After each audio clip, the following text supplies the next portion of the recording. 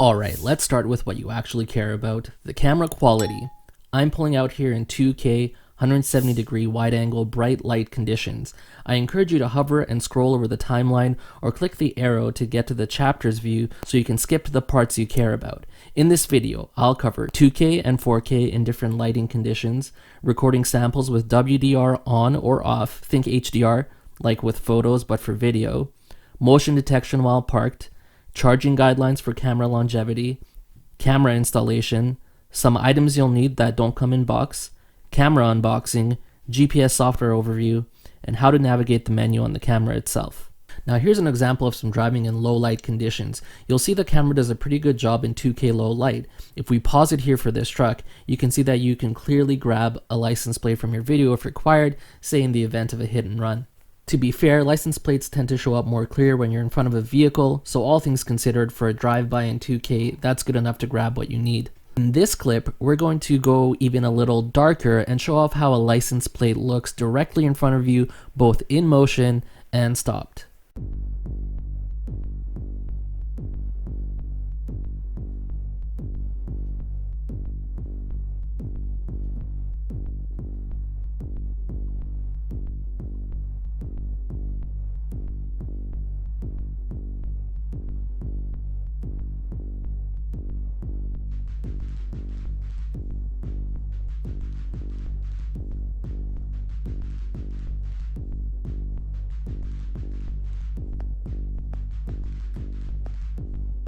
Now here's an example of 2K in pitch black. This camera does come equipped with a 1.8f aperture for low light conditions. You'll notice, however, that there is a lot of glare off of street lights and headlights from opposing traffic. This may affect the visibility of a license plate, something to bear in mind. Here's some 4K daytime with WDR off, followed by some 4K low light with WDR on. If I'm being honest, I didn't notice a difference in video quality between WDR on or off, and it doesn't seem to take up any more or less space whether you have it enabled or not. It's on by default, so I just leave it on. Now, one thing I definitely wanted to test was to see if WDR would affect all the glare I get during nighttime. This first clip is with WDR on at nighttime.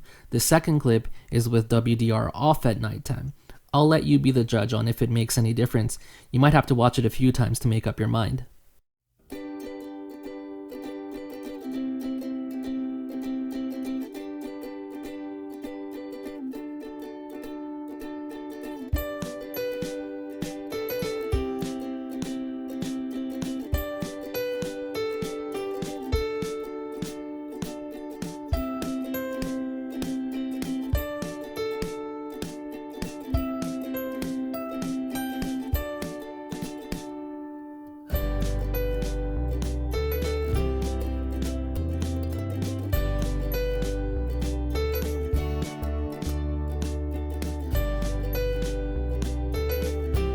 Next, let's talk about motion detection. You can see here some weirdo was jumping on my hood. What a jerk.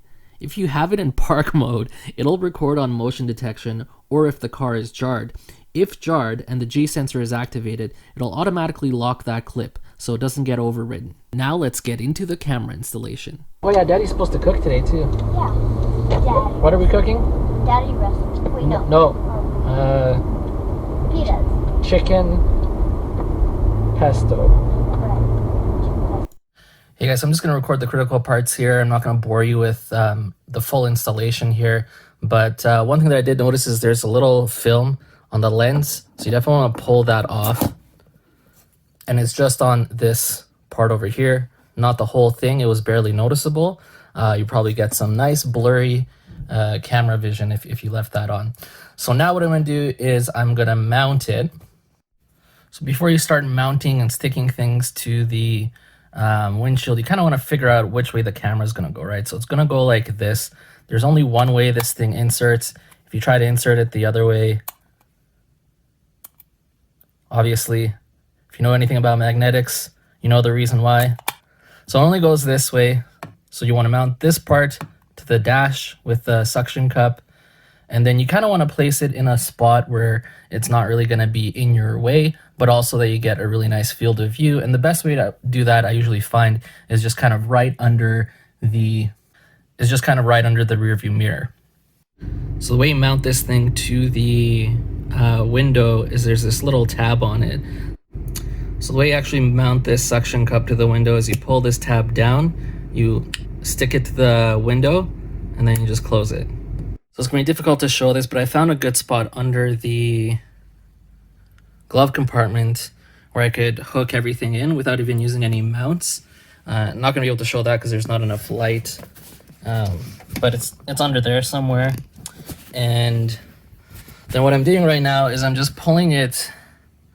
I just pulled it up tight here, and I'm putting it through just kind of the rubber siding of the door or whatever that's called.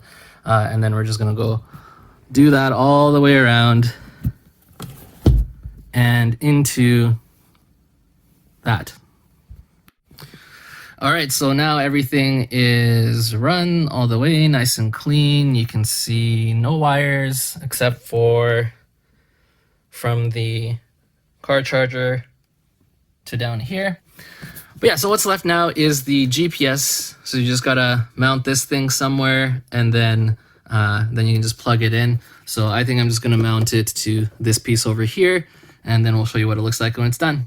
Okay, so now the GPS is mounted. I used the twist tie that came in the box just for a little cable management there. I'll probably end up replacing that with something else.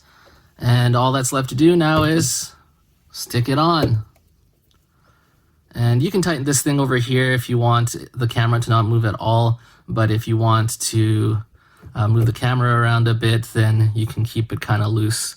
So I'm probably going to keep it a little bit loose so that it can be moved with a little bit of effort, but not just by tapping it.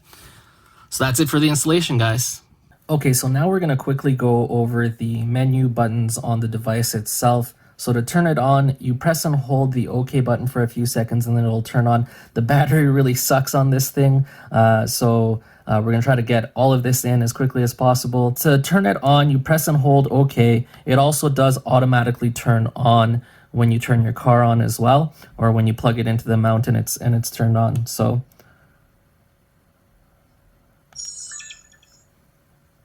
now you'll notice that it will immediately start recording. You see the little red dot flashing there. To get it to stop recording, just hit OK once. You do need to do that in order to be able to access the menu. If you short press, that'll stop recording. If you short press again, that'll get it to record.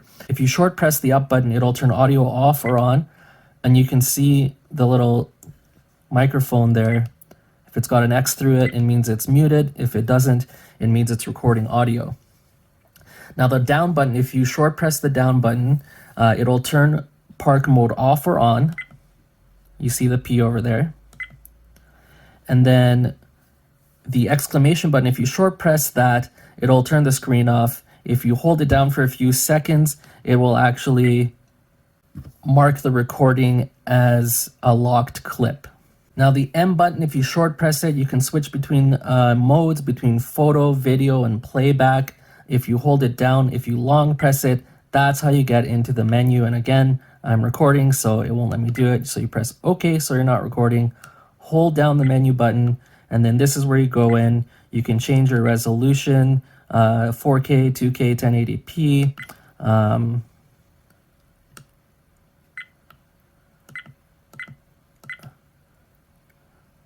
You can change burst, which I don't know what that does. You can have it off or on. Looks like it's off by default. Your quality can be fine, normal, or economy. Sharpness, white balance, colors, a whole bunch of stuff in here that you can change. ISO as well. Some of these things, I wonder if they would, if I messed with these, especially things like EV exposure, I wonder if that would help with some of the glare that I was talking about earlier. So anyways, maybe some more things to try. You can turn the date stamp off or on. I'm not going to go through all the different menu options, but this kind of gives you an idea of how to get into it, and then you can make modifications from there. So there's a couple things that don't come with that you're definitely going to want to purchase along with the purchase of this dash cam, whether you're purchasing it from Amazon or Awesafe directly. The first thing is the micro SD card, the memory card that you use to actually record the video. It does not come with one, so you do need to purchase a 32 gig micro SD card, and they do recommend that you go with at least a class 10. And then another thing you want to consider is how are you then going to get that footage off onto your laptop or your computer. So then you need to purchase, depending on what you can actually plug into your laptop. In my case, I have an SD card, so I got an SD to micro SD card or adapter or whatever you want to call it. But they also have ones for USB, so you can plug in a micro USB to a USB. I'll toss a couple of those in the description below so you guys know where you can purchase those. And then lastly, I strongly recommend that you purchase some double-sided tape. I definitely found that I could never get more than 3 or 4 days without the mount falling off just from the suction cup that they provided. So I went out and purchased some double-sided sticky tape from Amazon. I'll link that for you guys as well. And honestly, ever since I put that on there, it's been great. Has not fallen off in over a week. I strongly encourage that when you do put it on, that you put on the double-sided sticky first. You press it on real hard onto the glass, and you let it sit there for about an hour. Then once it's properly settled there, then stick the suction cup on, and you won't have any more problems. Another thing you want to consider is charging the camera. They strongly encourage you to only use the charger that comes with it, the car charger. It only takes 5 volt and 1 amp. The closest thing that I can think of that would be close to that is like a USB off your laptop or your computer. However, that's 5 volts and half an amp, so it's probably not a good idea to charge it that way. Long term, you will probably destroy the dash cam, so just follow the instructions and use the charger that it came with. Another thing is if you actually want to look at the GPS footage, you want to see how fast you're going, first of all, you can set it to show the speed, like it'll actually have a little tag of the date and time and the speed as you're driving. But if you want to show it on a map with the GPS footage, just know that there's a little card that comes in the box that has a bit.ly URL, I believe, on the installation software. That website doesn't exist. I actually went out and searched for the installation software myself. I will link it in the description below, but I'm gonna have to say use it at your own risk. I haven't had any issues with my computer since installing it, but just forewarning, I don't want to get sued for someone using it. Use at your own risk. If your computer blows up, it's your fault. Now let's load a clip into the GPS software so you can see what you can expect. Okay guys, so super easy. Once you have the software open, just click on the little file folder here. You'll just gonna mute this real quick. So yeah, there's a couple things on the screen here. It shows you it shows you exactly where you are in longitude and latitude. It shows you your max speed up to this point in the video, and then it also shows you your current speed. So if you want your current speed, this is actually where you want to look. And then over here, it's actually kind of neat. We're going to fast forward here a little bit. You can see as you're moving along in time, you can see your car move the distance between the 2 points in the duration of this clip. And then if you want a better idea of where you are, you can zoom out all the way out to, hey, look, we're in Canada. So that's pretty much it, guys. Very easy to use. Haven't had any problems with this software, so hopefully you guys, if you use it, have the same luck that I have. One thing that I didn't cover in the actual recordings part was you can set your loop to, I believe, 1, 2, 3, all the way up to 5-minute loops. What the looping does is once your memory card is full, it'll actually take the oldest clip and delete it. And in terms of how long, like how much you can record in 2K versus 4K with the 32 gig card, I'm finding that the 3-minute clips on 2K are about 350 to 450 megs, and then the 3-minute loops on 4K are about anywhere between 450 and 650 megabytes. So you can do the math on how long you can record on 32 gig. You should be able to record about 3 hours in 4K and probably about 4.5, 5 hours in 2K. Thanks for watching, and we'll see you next time whenever I buy something next. Well, yeah, whenever. Bye.